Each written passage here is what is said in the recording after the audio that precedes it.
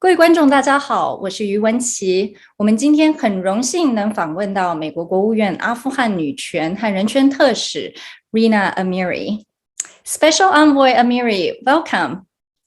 Thank you for having me. It was just a year ago on April 14th when President Biden formally announced his plan to withdraw all American troops from Afghanistan. Over the last summer, we witnessed chaos and the shocking speed of Taliban takeover. Your position as the U.S. Special Envoy for Afghan women, girls, and human rights was created in December in the aftermath of the U.S. military withdrawal. Why focusing on women, girls, and human rights? Has this always been a focus of U.S. foreign policy? Well, thank you for that important question. Why women and human rights? I think the answer is very clear, not just from looking at Afghanistan, but looking globally. If you look at any evidence-based research, you see that women are the linchpin for stability and economic prosperity. And in Afghanistan, certainly the issue of women's rights and girls' rights have been a key element of U.S. policy for the last 2 decades. And after August 15th, the administration assessed that it was even more critical to focus on this issue and established not just my position, but established an office that would support me in these efforts. But how, I think what people witnessed and watched on TV, and including yourself, I read some of the articles you read before. People question U.S. foreign policy when it comes to Afghanistan withdrawal. And so do you think your position was created to further monitor the rights conditions on the ground, or what more leverage do we really have right now over the Taliban's treatment of girls? I think the administration certainly recognized that the situation of Afghan women and girls required much greater support and attention. You know, in the last 2 decades, the U.S. Had a presence on the ground, had a wide range of tools and at its disposal to leverage the situation of women and girls. The situation did change dramatically after August 15th. The U.S. no longer has a presence in the country, and many of our allies no longer have a presence inside the country. So the decision was made to establish not just my position, but also a position within the care office to focus on the evacuation and resettlement of women and girls, because both of these, the issue of women and girls on just a broad range of issues, both inside the country and those that had been forced to flee, was seen as a priority in terms of identifying robust means of being able to support them and to leverage their roles and their voices. It's, you know, and as why is it important? Women's rights and human rights are absolutely fundamental to stabilizing Afghanistan, to a moderate Afghanistan. Women, in the last 2 decades, we've seen in Afghanistan, and as I noted, throughout the world, where you see that women are the gateway to greater inclusivity, and inclusivity is ultimately what is going to be the key element in stabilizing the country and enabling some level of economic stability and prosperity.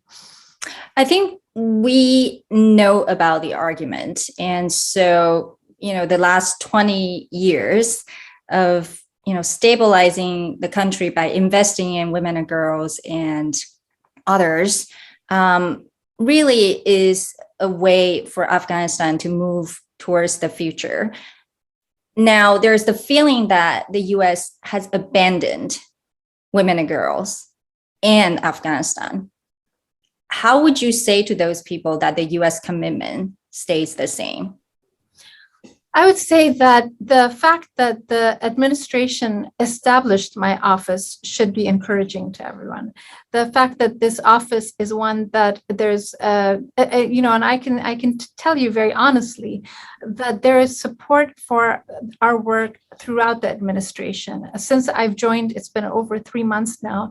Every part of the U.S. government that I've engaged has stepped forward and asked and actually noted that they want to be involved in supporting our efforts and identifying how they could leverage our work in supporting Afghan women and girls. There is a recognition within the administration, and I would say just throughout the U.S., that the Afghan women and girls throughout history, they have been the most resilient of the population inside the country. They have been at the forefront of fighting for peace. They have been at the forefront of moderation, and they are the essential factor to creating an Afghanistan that is viable and that is sustainable. It's of a normative imperative, but also of a strategic imperative.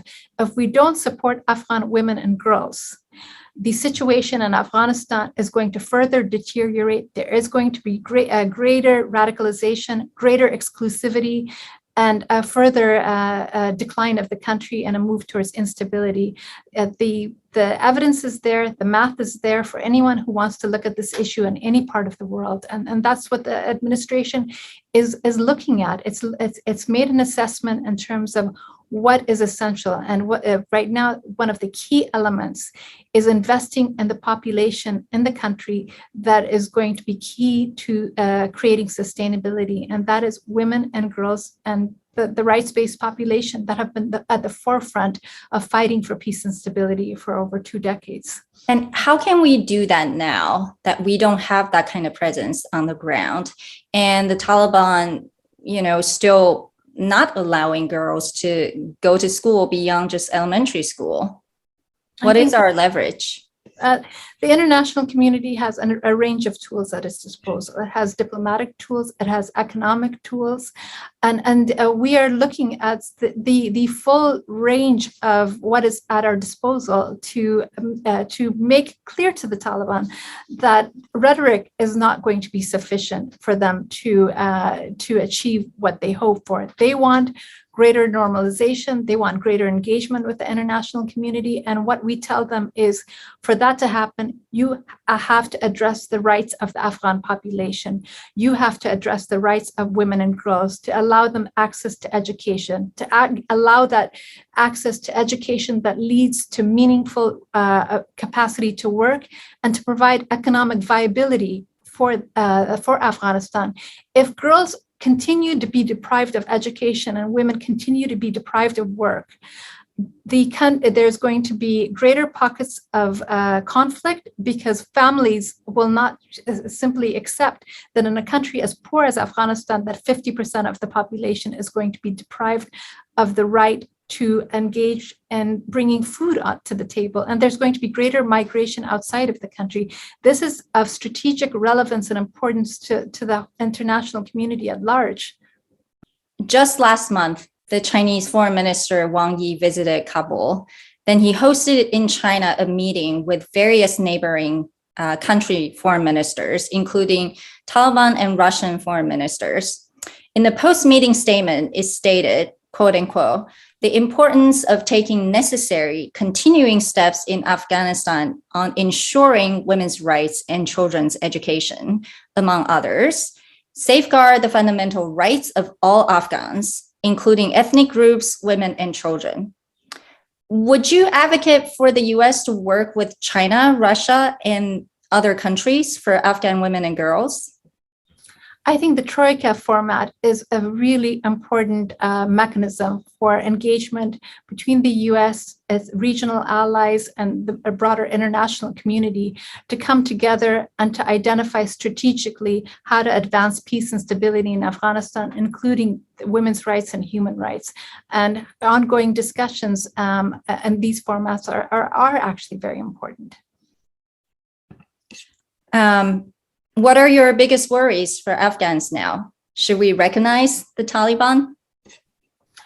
Recognition is not an on and off switch. There's a pathway towards normalization and the extent to which there is going to be any movement forward in the direction of greater normalization is contingent on the Taliban meeting the demands of the Afghan population, giving Afghan women and girls their rights, protecting religious minorities, ethnic minorities, creating opportunities for economic livelihoods and viability for women and men, and creating a culture of hope rather than fear, and creating a forward-looking culture rather that is going to move the country backwards and towards greater conflict and war once again.